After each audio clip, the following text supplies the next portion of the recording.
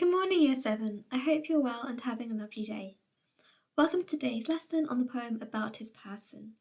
For this lesson, you'll need a pen, your book, a copy of the poem, and highlighters and coloured pens.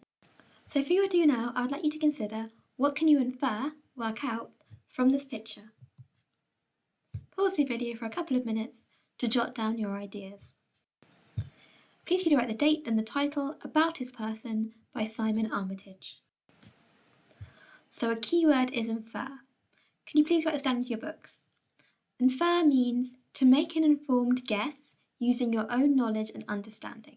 So copy down what's in red.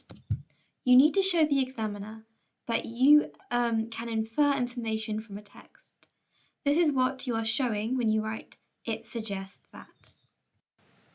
So what is this poem about? This is a poem that has been written after a man has died. The writer lists all the things that were found on the man's body. About his person means these things were found in his pockets. The reader uses the items like clues to infer what has happened to the man. So what things did he have with him the day he died? Make a list of everything that was in the man's pockets. Pause the video for 10 minutes to do that now. Okay, have you got them all? £5.50 in change, a library card that had expired, a postcard that was blank but had been stamped, a pocket diary, a pencil, a set of keys, a watch, a final demand, a note written by himself, a shopping list, a photograph in his wallet, and a locket with something, a keepsake inside. If you didn't get any of them, please write them down now. Remember that today we are focusing on the skill of inference.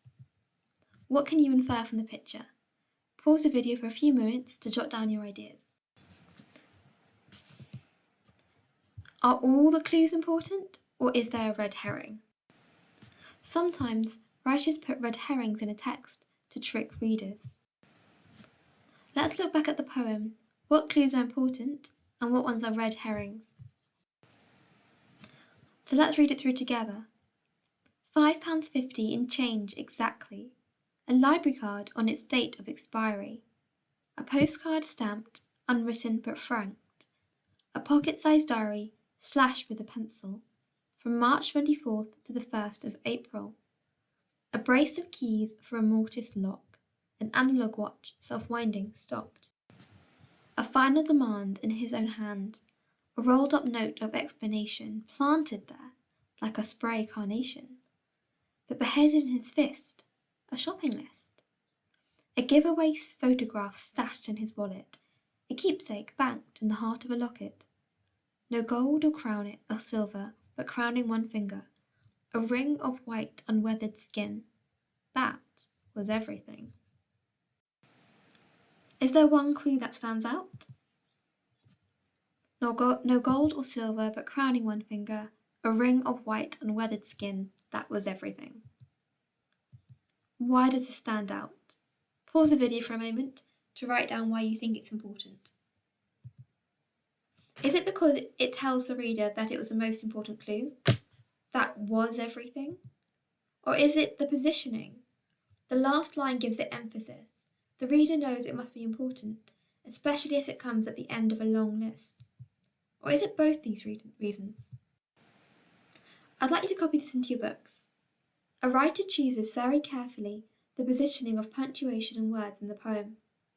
Words at the start of the poem, words at the start of a stanza, words at the end of a poem, words just before or after a full stop. All these positions make the words stand out for the reader, so the reader focuses on them more.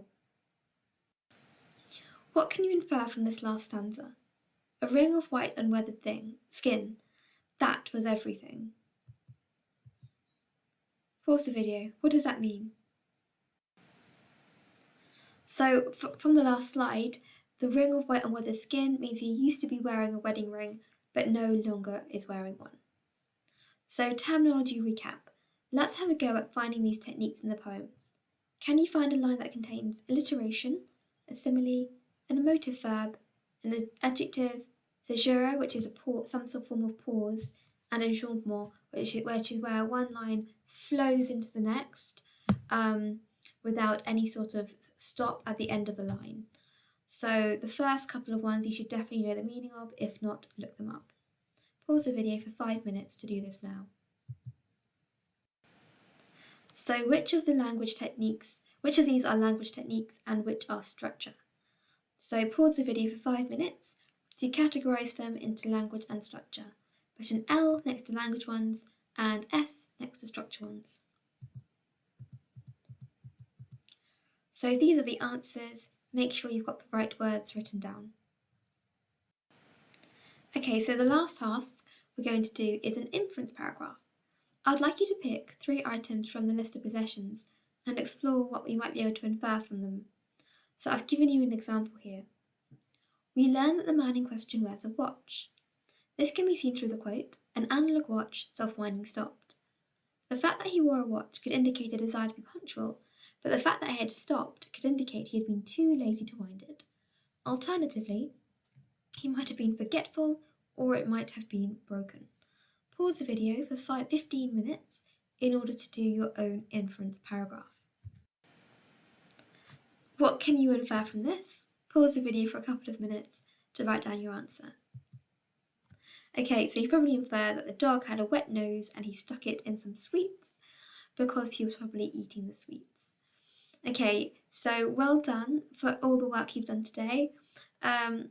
I really hope you enjoyed this poem. It's one of my favourites. It's quite a fun poem. Also really gets you thinking what exactly happened to that man. So feel free, if you've got your own conspiracy theory, feel free to add it on to the end of your poem and I'll be really interested to read them. Okay, so thank you very much for your hard work and have a lovely weekend. I'll speak to you again next week.